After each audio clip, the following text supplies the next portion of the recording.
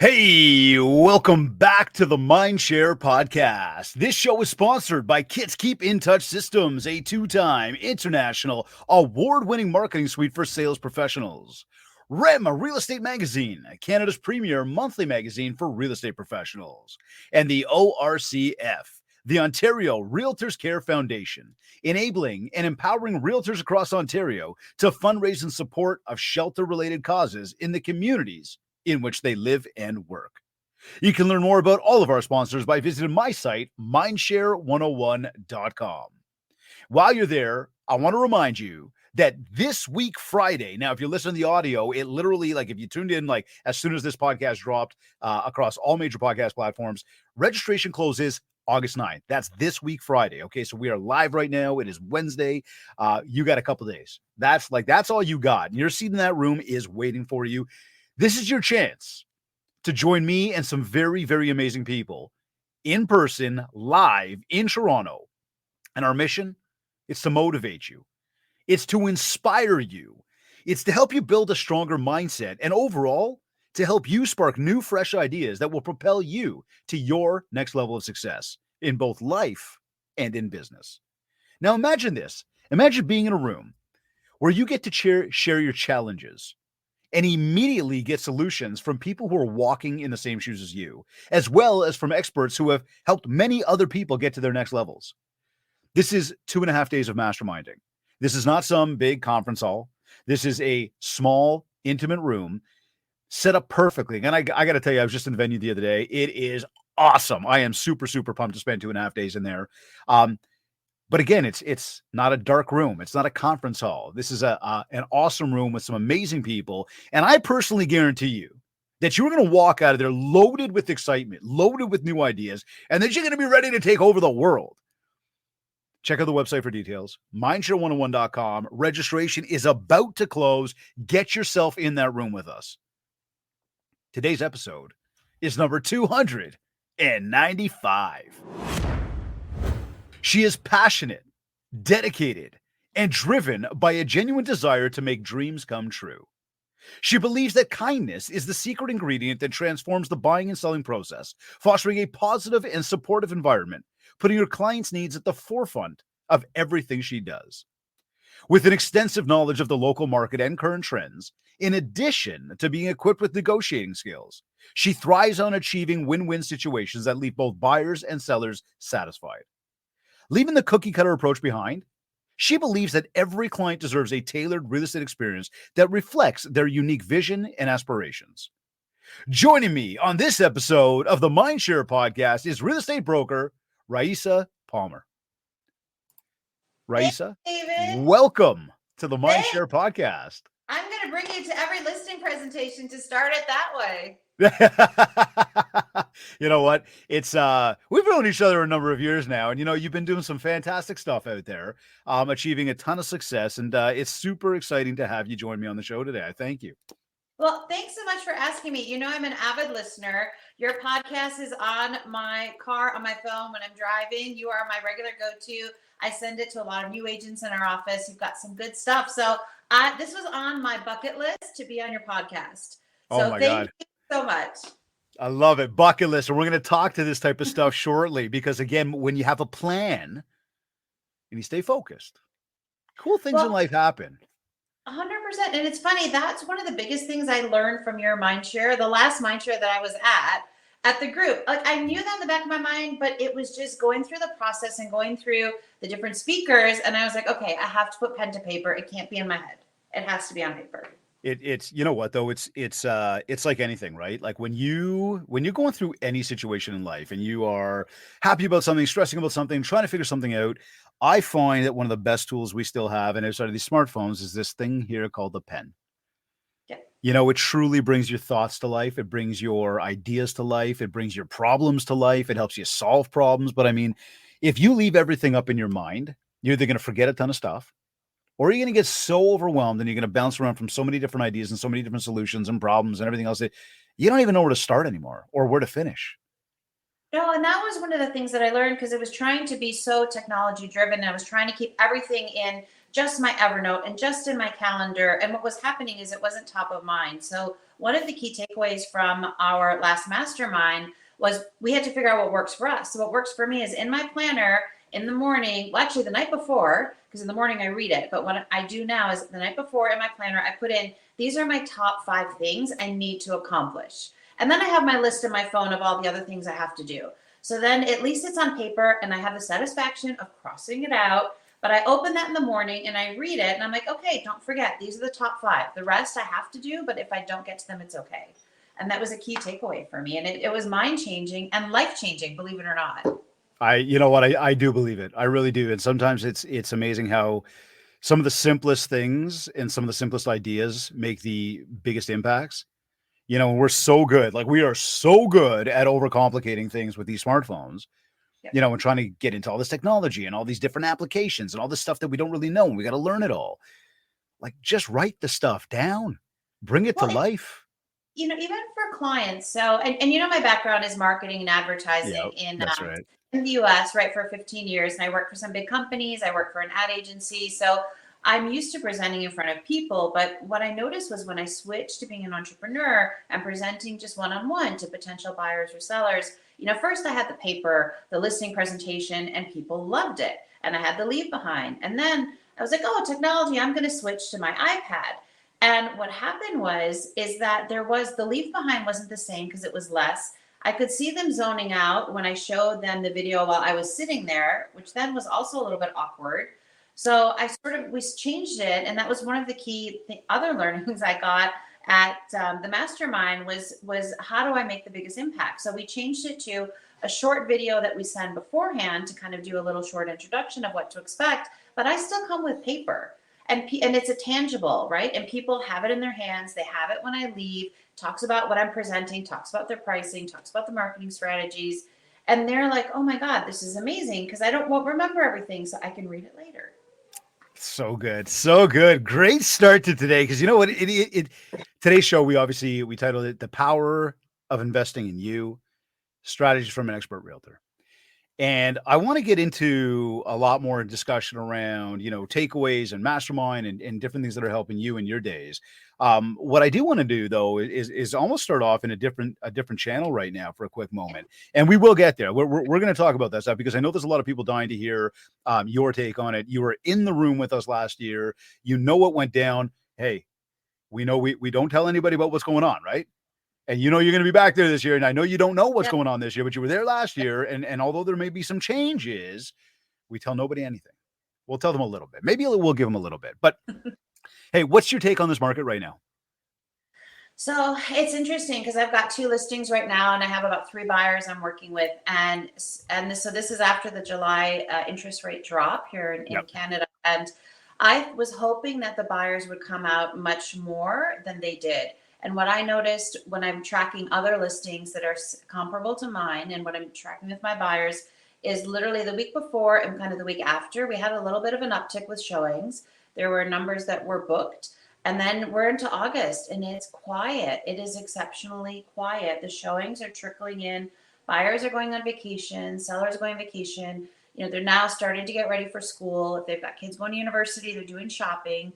So it's quiet. And I feel like I hope it's the calm before the storm that people start coming back in for the fall because there's one more rate announcement here in Canada in September because, you know, inflation went down. You know, you take a look at what the bond yields are doing. Everything's pointing to that. But who's going to take the first leap? You know, it's something that we are hearing across the board right now.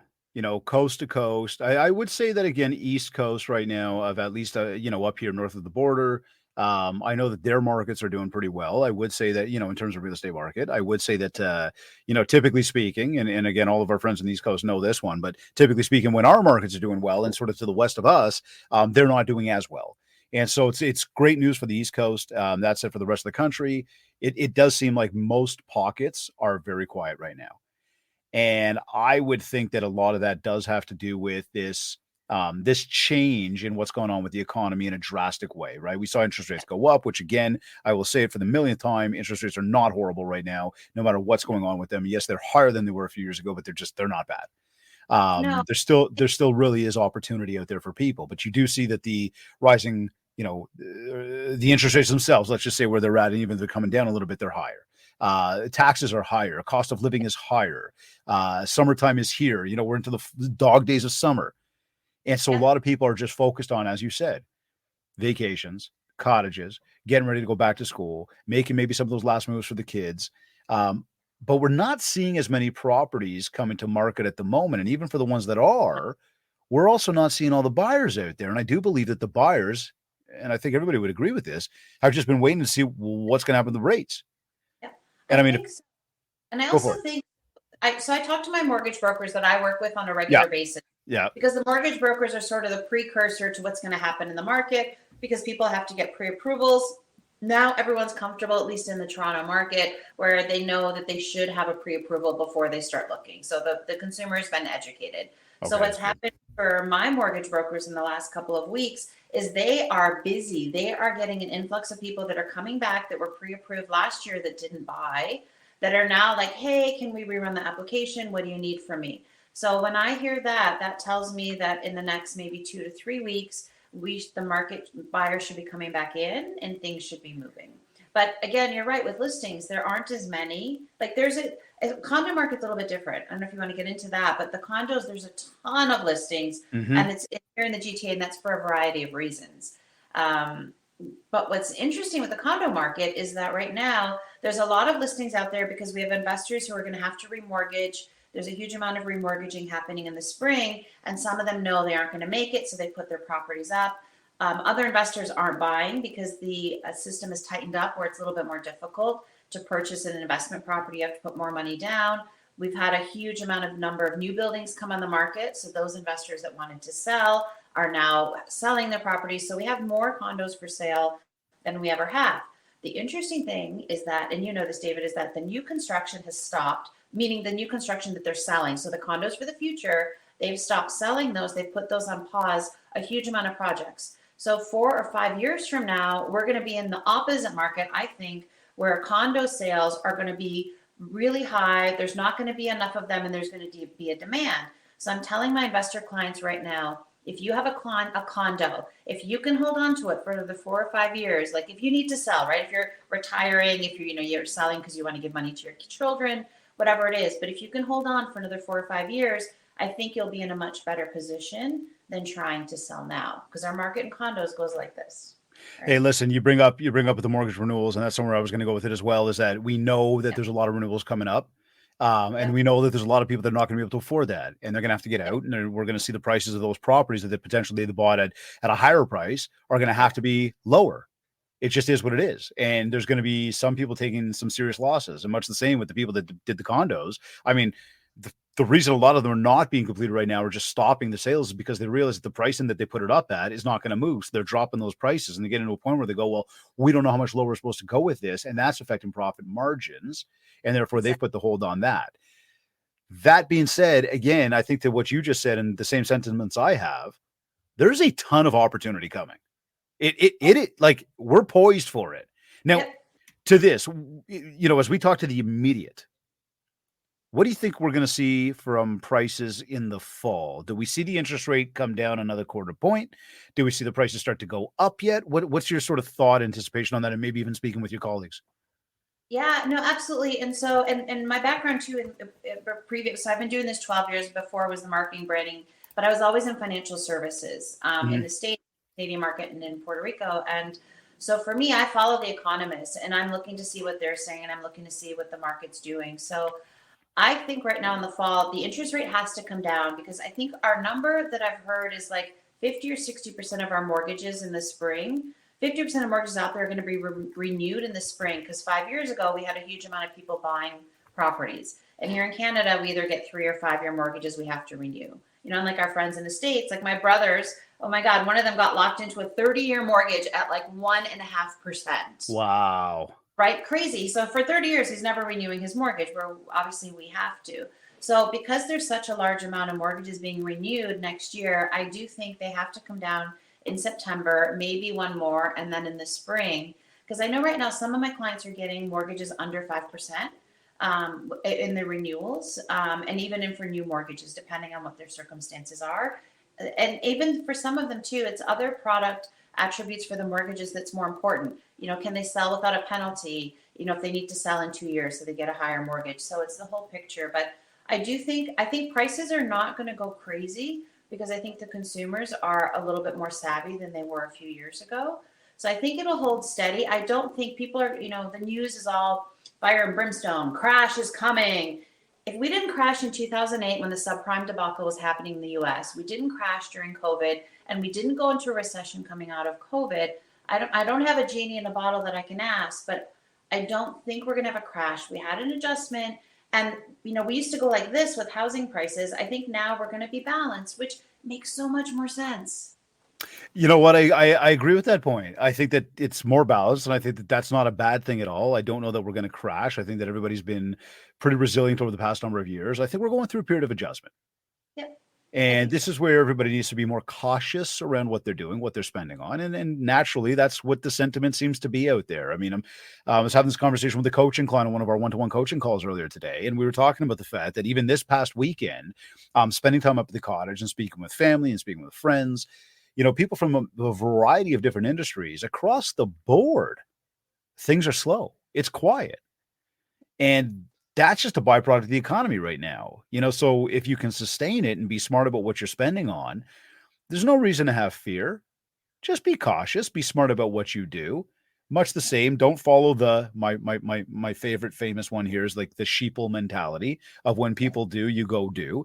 You do when it's right for you. I mean, if we look at opportunity, would you say there's going to be opportunity over the next number of months for people to do something with real estate, or have we got maybe a couple of years before that new opportunity sparks itself? Where we talk about like the highs coming to the lows and the lows starting to creep back up.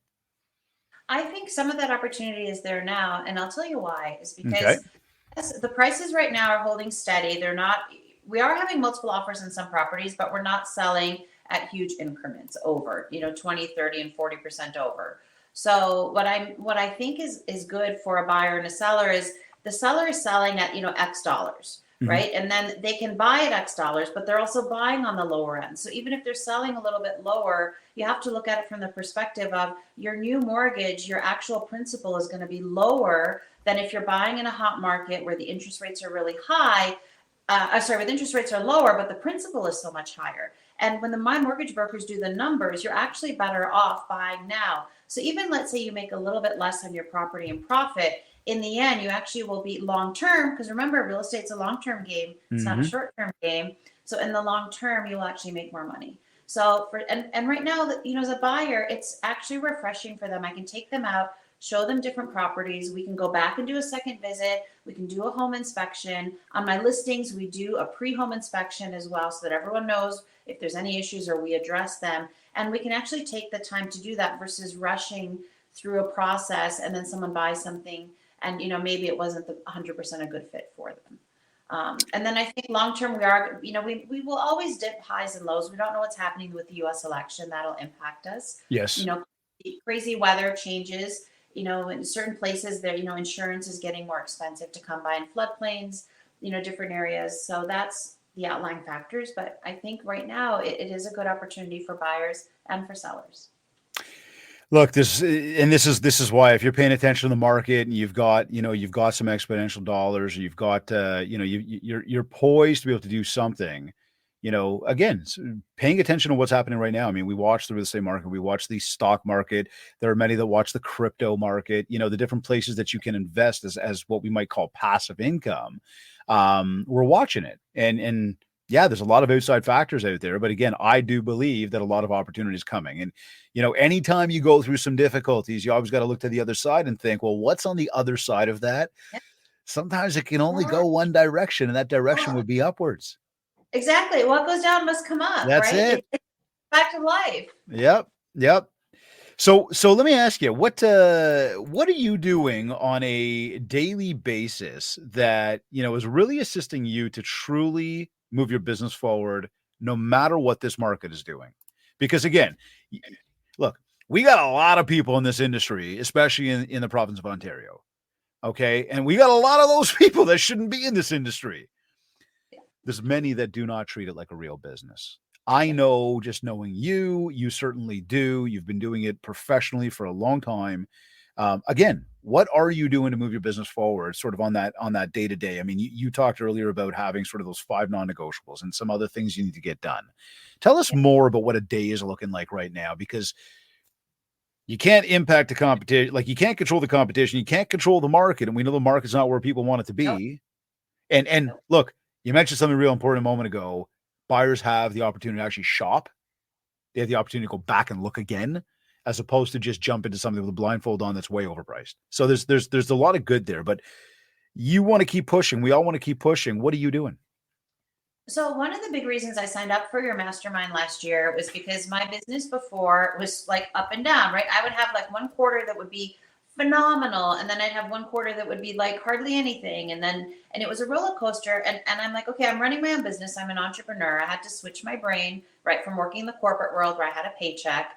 And so in switching that, I was trying to create repeatable processes, and I didn't know how to do that well, and I didn't do it well enough so that, I could actually have steady income coming in. So I was like, I'm going to give myself a kick in the butt. I'm going to this, mastermind thing. No idea what it's about, but I'm going because I trust David.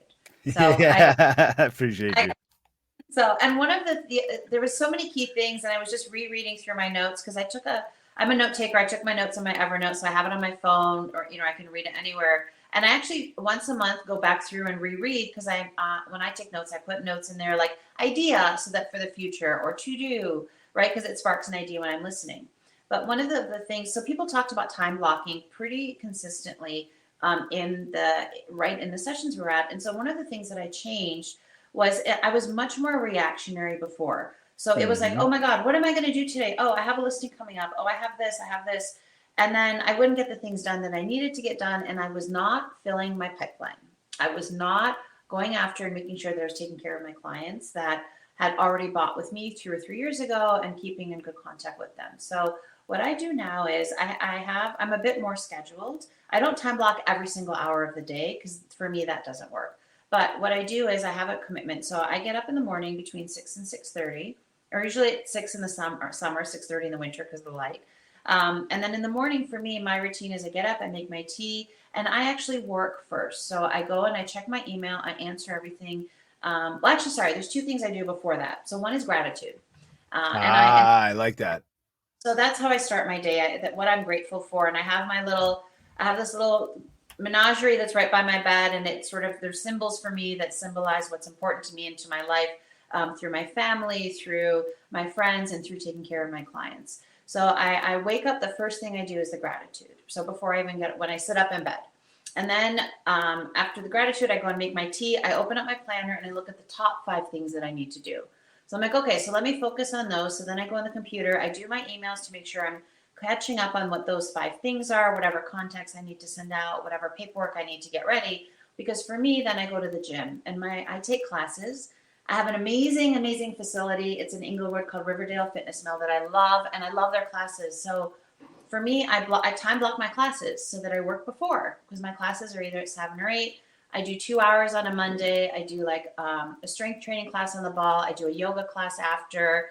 Tuesdays, I either walk or I take the Pilates class. Wednesday is either Zumba or yoga. Thursdays is this amazing strength training class that kills me, but it has actually built up my biceps, believe it or not. So it's awesome. And Fridays, TRX and stretch. So, and then when I'm driving back from the gym, I'm on my phone. I'm calling people back that have communicated during that time. My clients know, because I post on my Instagram, my social media, that I'm at the gym. They know that for that time they can reach me before or after. And then I go home, shower, change, and I'm either at my desk or my office, and then I know what I have to do the rest of the day. So mentally and physically, I am there, and I cannot survive now without going to the gym. See, but is that, look, I said to you, so what are you doing to push your business forward every day? And you were like, I practice gratitude, and I go and work out, and I get my mind straight, and then I'm prepared, and I'm scheduled for my day. Yep, 100%. It has been a mind-blowing difference to where I focus better at work. I spend my time more wisely, and it allows me to be free and clear from a mindful perspective so that I can focus on my clients. Because for us, I've done the leads. I've bought the leads. I've spent $2,000 a month. I've done all these crazy things that people tell you to do. I've bought drank the Kool-Aid. And what I realize is you have to take care of your existing clients, and the repeat and referral business from those is what drives the wheels for me. And I love my clients. I know them personally. One of my clients were my husband and I are godparents to their 2 children as a result of the relationship we Nice. developed. I adore them. We know them. We do all kinds of things during the year for them, and I try to take care of them. I'm their go-to. I get calls. Do you have a plumber? We have a raccoon in the attic. But do you have, the last one was a nanny. They're like, we need a nanny who can come in and who can do this. And I was like, oh, I know someone. Right. So that's for me, what's most important is helping them. And that was one of the key things I learned at your mastermind. It's amazing how we again look internally and say, if I don't get myself right, it's going to be very difficult to get anything right for anybody else. Yes. Now, look, we talk about gratitude, and I have to say I am super, super grateful that you were even part of our community. Again, you bring awesome energy, awesome ideas, great collaboration. We look at practicing gratitude, and I do it every morning as well. I think it's imperative. I used to do it at nighttime, and I'd be able to look back over my day to take a sense of like, what did the day look like? And it was great. I have found that when I do it in the morning, it's actually not just gratitude, but it's coupled with intention setting. And now I'm very intent with what my day is going to look like. Yeah. I am writing down things that I'm grateful for, that I am quote unquote manifesting into my day for the day.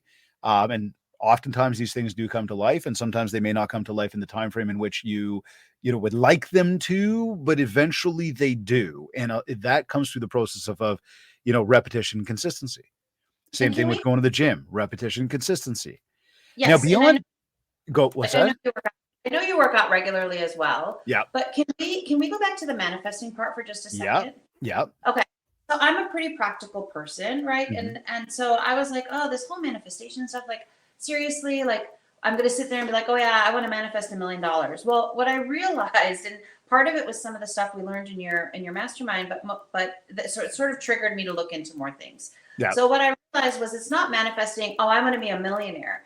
It's manifesting the things that you want to accomplish in life, the things that you want to see happen in your life. So I sit there and I'm like, okay, so this is what I want my life. This is what my life should be. And this is what I want my life to be. And then, but instead of saying should be, I'm like, this is what my life is. That's so all the things that I want to manifest, I'm like, and so in the mornings I do that. And at night I do that. And in my car, because I drive a lot, obviously.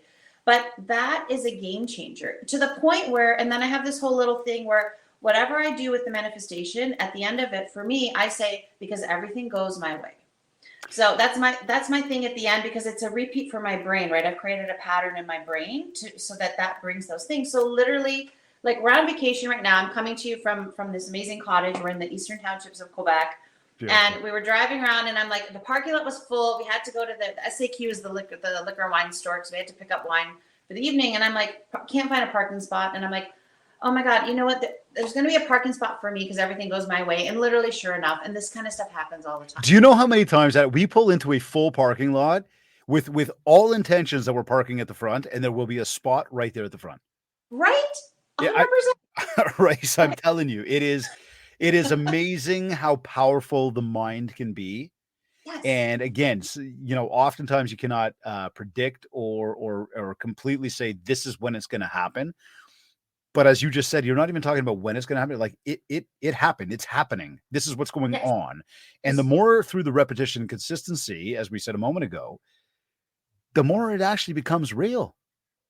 Well, and it changes for me, it changed the way how I approach life and approach my clients as well. I'm always been very customer service focused my whole career, even before real estate, and taking care of my customers and clients is very important to me. But now I do it from a different perspective, because I also in my head am manifesting the successful outcomes that I would like to have as I help them either buy or sell a home. And I go through it in my head and I picture it and I picture what that is. And it doesn't always happen exactly like that. But I'm finding that, and especially now, I don't know if your other clients have said this to you, but after COVID, things are a little bit more difficult. Like there's more hurdles, there's more obstacles that have come up. People are maybe a little bit more unsettled. Things have changed so much.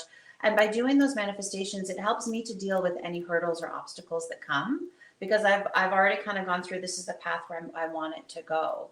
And I know some people say it's woo-woo, but it's a game changer. It really changes your personal and professional life. Hey, listen, again, as times get tough, and that's kind of where we're at right now.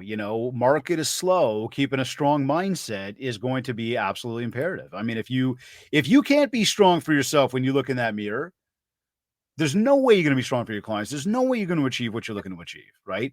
Now, as we talk about mindset, we talk about manifesting, we talk about physical working out. Um, Let's look at goals for a moment. Yeah. Do you set the goals? Yeah, so I used to set 25 goals for the year, and I would spend hours doing it, and then I would never look at the thing again. Okay. So it didn't work for me. So what I did instead is I set 3 goals for every quarter, and then I have a main goal for the year. So this way I look at that. It's in my planner. It's written down. So when I have a little tab and I flip to that, and then I'm like, okay, these are my 3 goals for this quarter. And then how far have I gotten? And I have in my planner, I have like a task list. So what I do is sometimes I'm like, oh, I think if I do this, it'll help me achieve the goal. So then I write it in really quickly, right? Or I send an email to myself, put this in your planner if I'm out. And so if I found that when I set 3 goals per quarter for me, I achieve them, and then I feel really good that I did it, and then I can actually do more. So what happens if you're not? How do you motivate yourself to refocus? Not. So if I don't, what I actually do is I'll move a goal. If I haven't achieved a goal for whatever reason for that quarter, I'll either adjust it or move it. So because I think each opportunity that doesn't happen is a key learning experience. I learn just as much from those goals that I can't hit or I don't hit, or maybe they weren't realistic, or maybe that wasn't the right goal for that time. And I'll sit and think about it and say, okay, what did I do? Or maybe it wasn't the right thing. And it's funny, I find a lot of times, like, we have to track our GCIs, right? We have to track our commissions.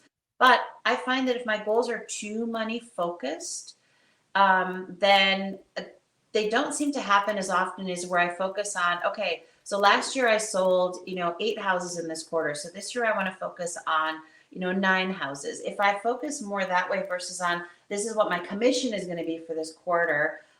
And I don't know if it's because I can make me have the tasks to go with it to complete it, but it seems to work better than just being like, I'm going to make, 100,000 this quarter. So you see, it's important, right? Because I think that a lot of times, and you said it a moment ago there about setting the goals and then going, but I may not be paying attention to them for the whole year. And then I end up falling off and I got to refocus. So here's what I do. I break it down by quarter now. And I mean, a big thing that we always talk about, again, with our coaching clients is very much about taking those big lifetime goals. And this is not woo woo. This is very, very real. You need to have a destination if you ever want to get anywhere. Yeah. It's about taking those big lifetime goals, breaking those down into incremental annual goals, right down to monthly, weekly, daily goals, and then literally hour by hour goals. And look, if you can win the hour, you can get closer to winning the day. And of course, get closer to winning the week and the month and the year and having what you want in life. You've got to have a destination, and often too many times too many people do not focus on that because, again, it's too woo-woo. They don't want to drop their guard. Oh, look at me. You have to write it down if you want to get there. 100%. And I'm glad you said writing it down, because the other thing that I got from there, which I knew in my head, like, this one I knew that I have to track where my commissions are coming from, which I had been doing, but I have to track how many are coming in and what time of year they're coming in, so that I can figure out where are my gaps that I need to fill. And so I actually now pay attention to how many deals I have, which quarter they're coming in, is it a buyer or seller, and how much, so that I can say, because I never want to be, I used to be very heavy in 1 quarter or 2 quarters. And I don't want that to happen. That's what I'm trying to avoid. So now when I actually lay it down, and then I have now 3 or 4 years laid out that way. And now I can start to see patterns, and I can be like, oh, so August is a good time to take vacation, because it is a slower time. There you go.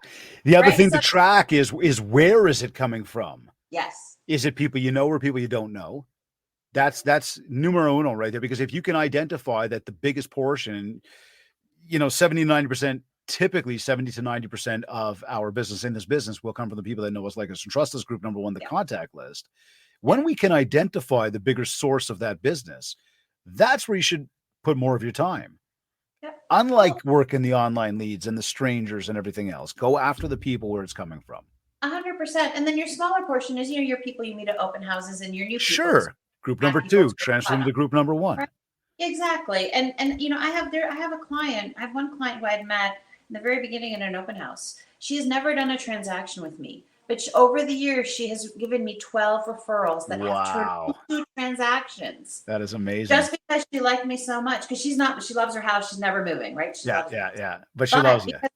But because I keep up the relationship with her, I'm in touch with her. She sends me people because she trusts me and she knows the value that I add. Well, this is powerful then. So what marketing channels and what kind of tools are you really leaning on, especially right now, to help you build more mind share so you can get more market share? So I feel like, I've been in business 12 years. Yeah. My mom is Sandy Bodner. She just retired after 47 years. Wow. But my mom, Sandy. she's amazing. You know her, right? She's awesome. Phenomenal. She's a firecracker. But for her, she was flying by the seat of her pants the whole time. And she was doing really well. And she had zero systems in place other than she took care of her clients. That was her thing she focused on. But she didn't track anything. She didn't have a CRM. She had a Filodex, like those old-fashioned cards. And yep. So I didn't have anything to kind of build on. So over the last 12 years, we've honed it with different, my background in marketing and advertising, plus what kind of works, what doesn't. And so what I've really focused on is there's a couple things we do consistently. And one is it's a direct mail newsletter. And the system that we use is actually Kit. So it's your system, David, which is how we got to know each other. So grateful for you.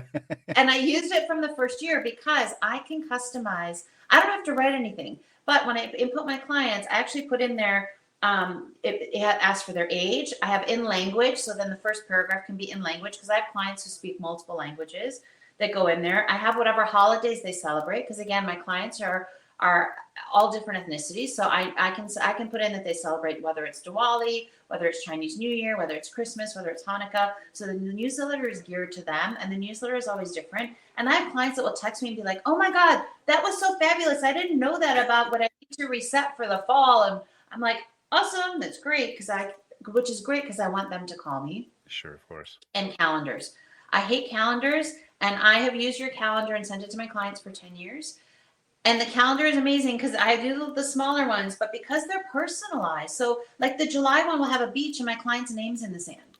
Or so the one that was so awesome was there was a Paris one, I think it was in April, and it had their name on the street sign.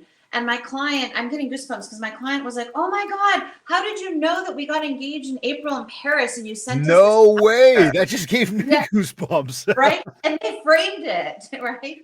That's so cool. And I have people that will call me to be like, "Hey, my friend gets your calendar. Can I have one of your calendars?" Yeah. And they've since become clients. So those two touch points, because the direct mail calendar goes out every month in the mail, regardless. And a lot of people don't do mail. And it's easy for me because all I do is put my listings in. I don't have to write anything. Everything's done and it's never repeated. And then the calendars, I spend I think 1,000 or 1,200. We're increasing the number this year, and that was sending out to about 80 clients.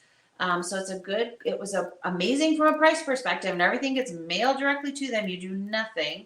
I do that in December. And then throughout the year, we do a lot of touch points. And we did this during COVID. During COVID, we did the photos, the family photos, the porch photos. Nice. So I did those for my clients. We did those.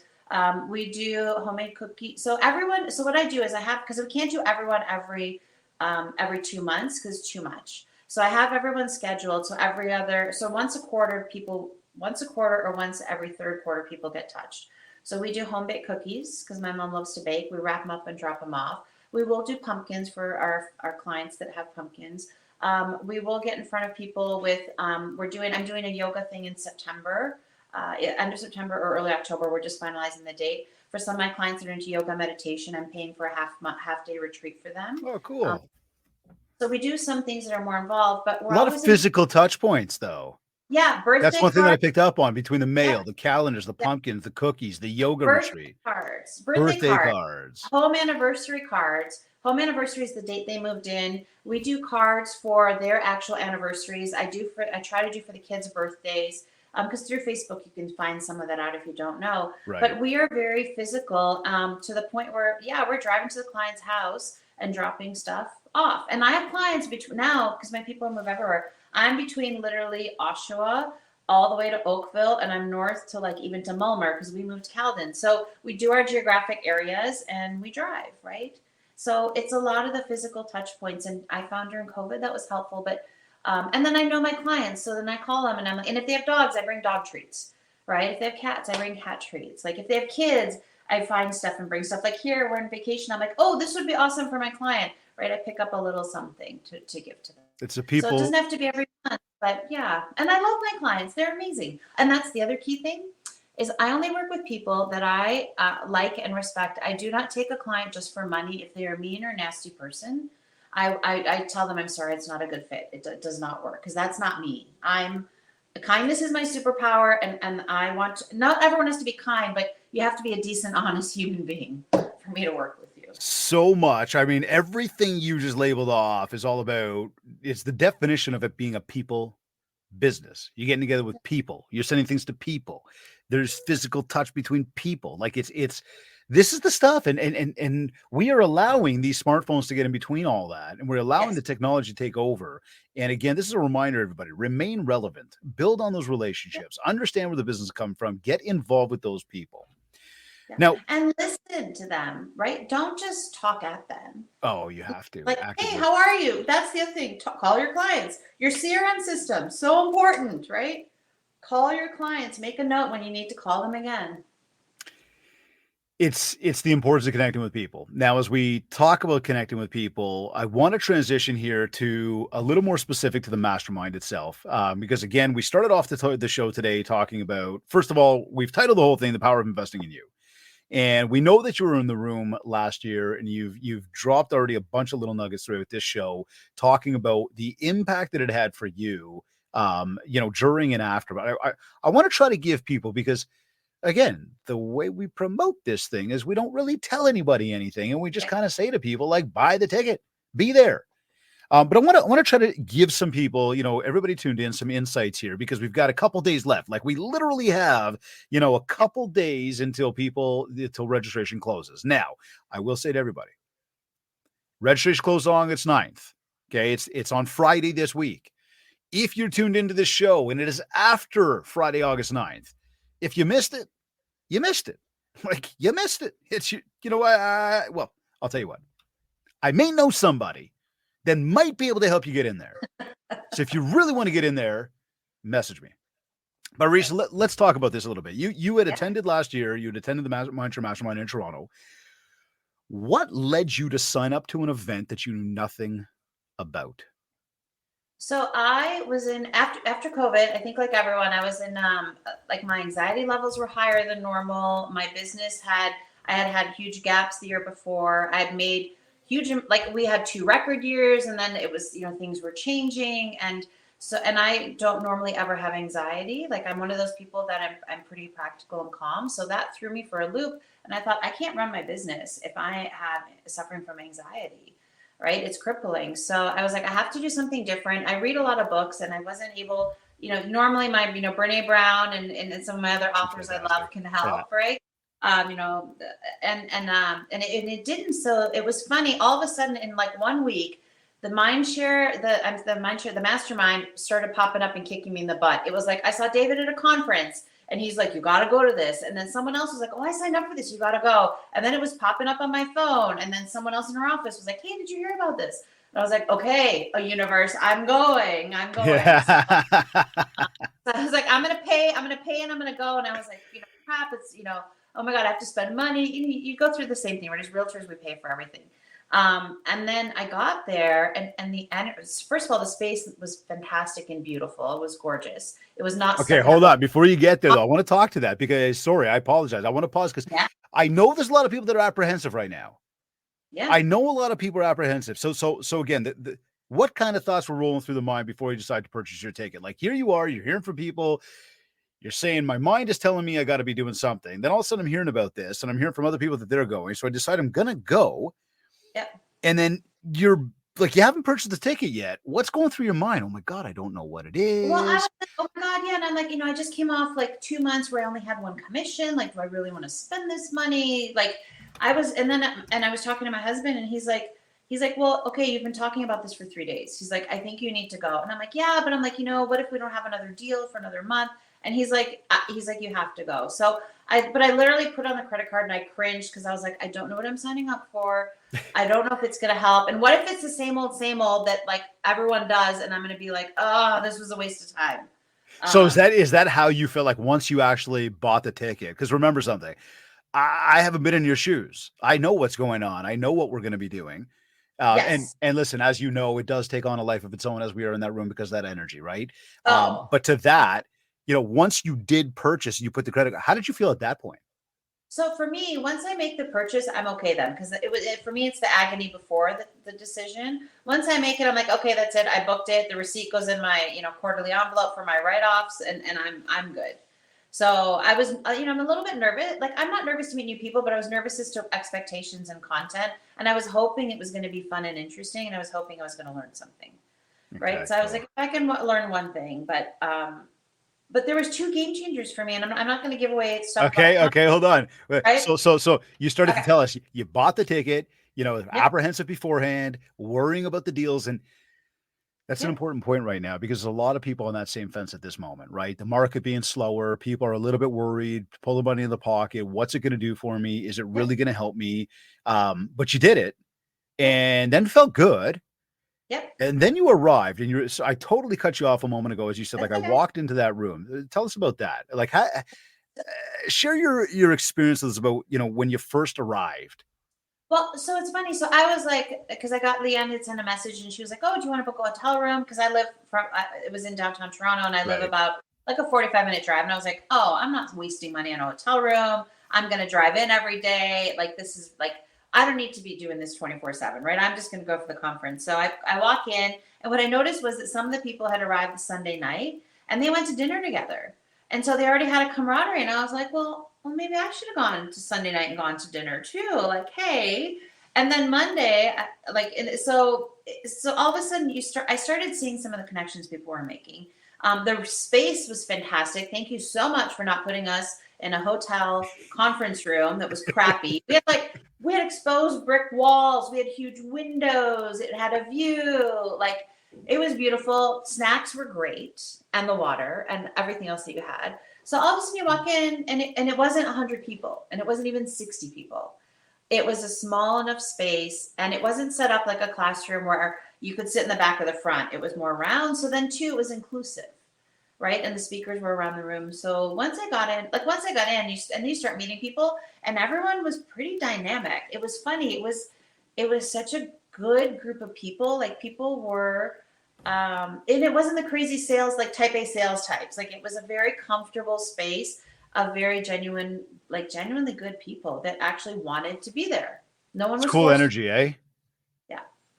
It was a very cool energy. I remember, walking in the room and feeling the vibe of just the excitement that people had and the fact that people were already networking with each other, getting to know each other. And like I've said many times, and I've said this to everybody before, right? I don't want you coming to this event because your friend is coming. I mean, look, if your friend is coming, you decide, hey, that sounds exciting. Join, come with them. Fine. Yeah. But I don't want you to make the decision because your friend is coming. I want you making it because you want to be there. And last year, much like, we're going to be doing this year, everybody in the room wants to be there. They're not just there because it's the thing to do that day, because the rest of their office is going, because it seems like it's the popular place to be. People are there because they genuinely want to go to a next level. And everyone had a different reason for being there. Like, some, it was they wanted to increase their commission. Some, it was they wanted to learn more about, what can they do to market themselves. Like, everyone had a little bit of a different expectation. The one thing we had in common is that we each wanted to change part of our area of practice to increase our results. That was the biggest thing that I found that everybody had. And everyone walked away with different benefits that worked for them. What were some of your sort of key takeaways then because we covered a lot of ground. Yeah. We covered a lot of ground. We had some incredibly dynamic speakers. People that you wouldn't see at any other real estate conference, by the way. No, and that was what was so cool is we had people from other industries. Like, we had people from the athletics shoe industry. This one we could share. So VP of Foot Locker. Okay, yes. VP of Budweiser.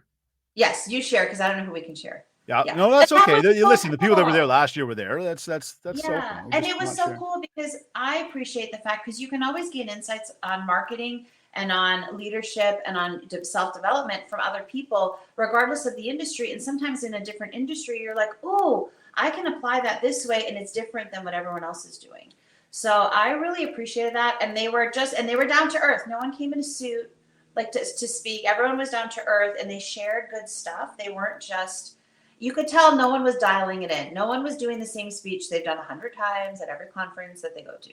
Well, there was no Right? PowerPoints, right? There was no visuals. There was no No, PowerPoints. There was no no. whiteboards. It was personal. David, the whole thing was so personal. It was amazing. That's so good. That's so good. So, similar to any event that you'd been to, or was this one? I mean, was this like totally different? David, I've had the privilege, and when I was 15 years in the corporate world, and I worked for some amazing companies that sent me to fantastic conferences and locations, and I've experienced some of the best out there. And what I loved about this one was that it wasn't gimmicky. No one was selling me anything during, before, or after. And it was really like you could tell everything was curated so well to the real estate professional. And it was so curated towards development of that professional. That was the center. And then it was, leadership and marketing and relationships and self-development and fulfillment. But the core was who we are, that we are realtors. Because sometimes people try to just, let me teach you about marketing, but if it's not relatable, it doesn't, none of us have, we're not going to spend $100,000 like on marketing, Right. unless you're right. So that's what I loved about it, is that it was very personal. You knew everyone's name, even if you were just meeting, a few of the people you had just met, but you made a point, and your staff and your team was awesome. They were there for us. They knew who everyone was. By the second day, we were all like, hey, we were all comfortable, everyone was there, and it was just, it was joyful. Actually, it was weird. It was joyful, which you don't expect at a work day. Cool. Well, so, okay. So how do you compare that to then going to some of these? Because, hey, conference season's coming up, and there's a lot of different options for people to choose from. And I'm sure a lot of people are looking, going, okay, again, some of my friends are going to this conference, some of my friends are going to that conference. I've heard about this one. Oh, it's whatever. And people are going to choose to go to some conferences. What would you say the biggest difference between this mastermind is versus some of the big conferences that people could go to? And maybe that experience between kind of like one versus the other.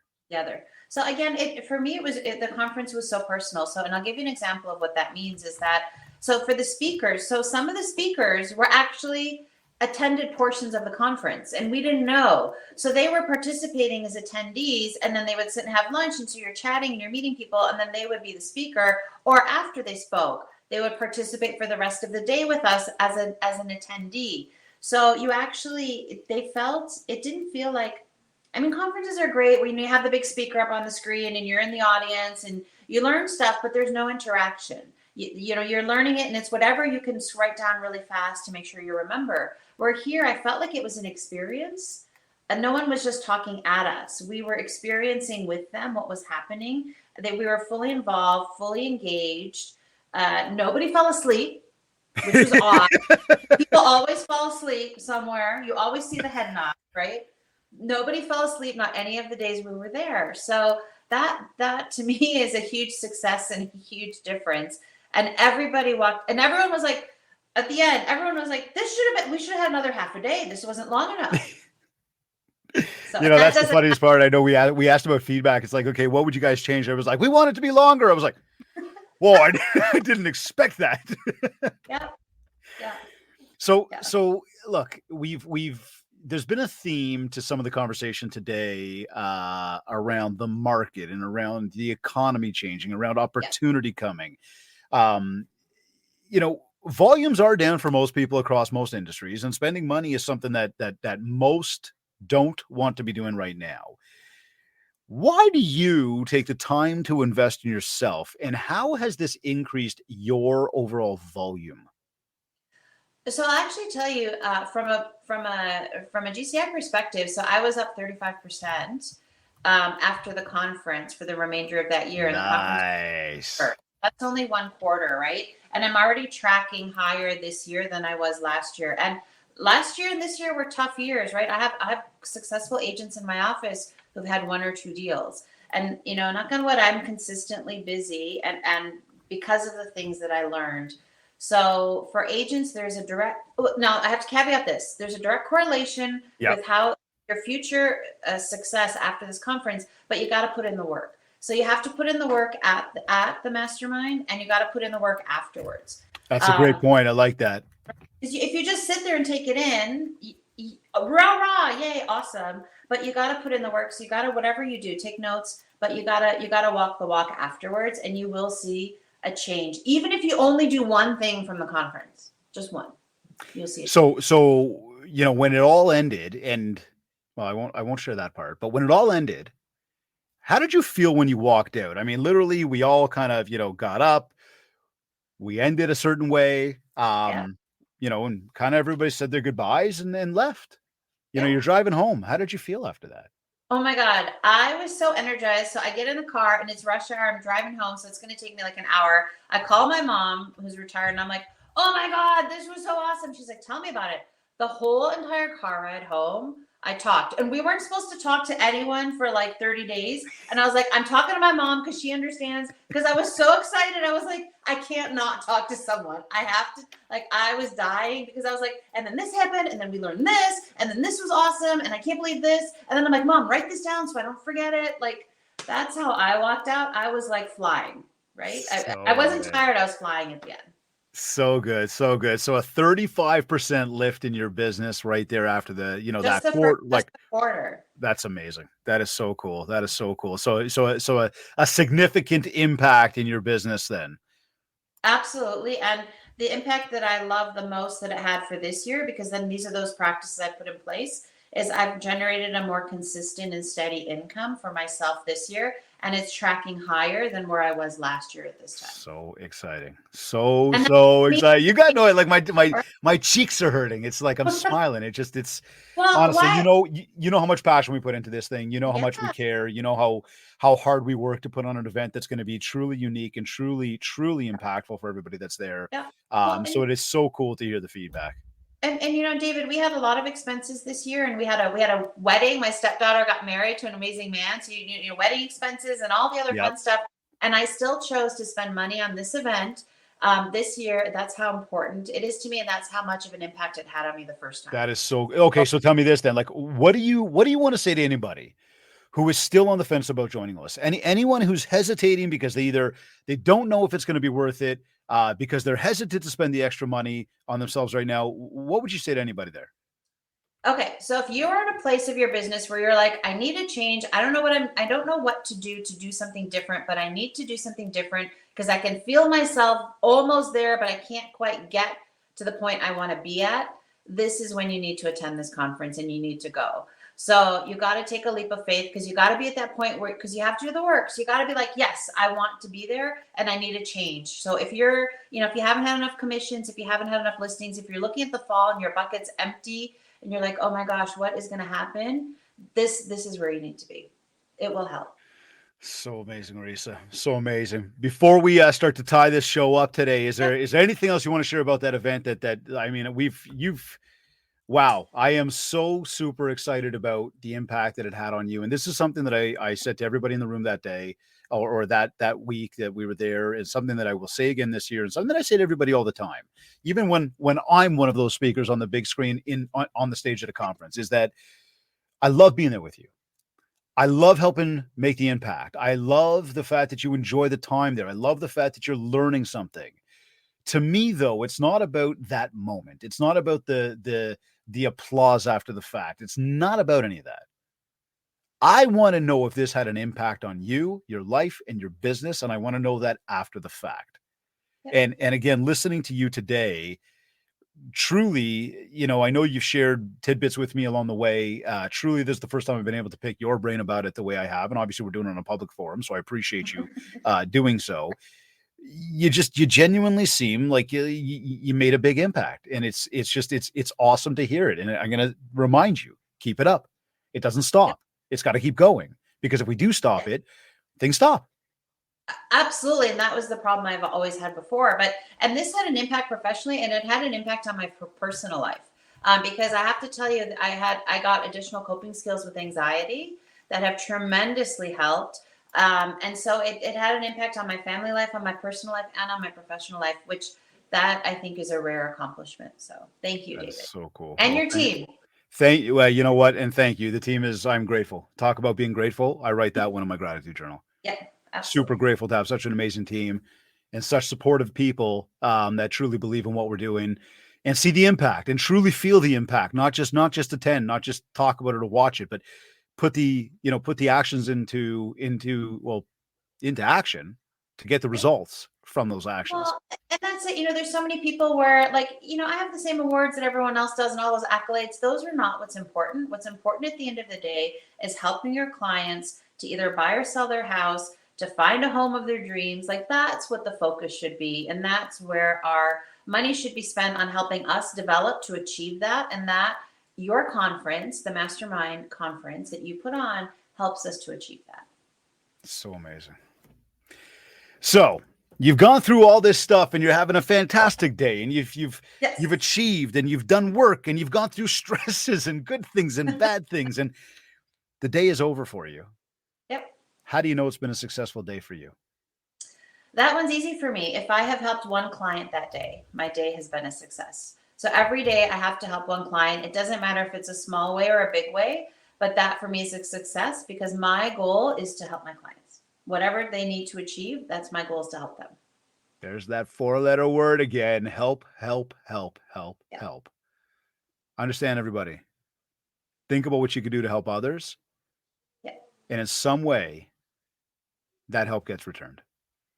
Absolutely. Rayissa, any final words of wisdom you want to give to everybody to help them get out there, build more mind share, to get more market share? Invest in yourself. If you don't believe in yourself, and if you don't continue to feed the engine that is you and feed your brain, continue to develop yourself, attend something like David's mastermind, read books, listen to the podcast. His is gold, by the way.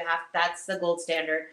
You have to invest in yourself, or just get out of the business, because you will not be successful and you'll be miserable. And if you invest in yourself and your time, and you do things like the mastermind, you will see success and you will change your life. Powerful. Absolutely awesome.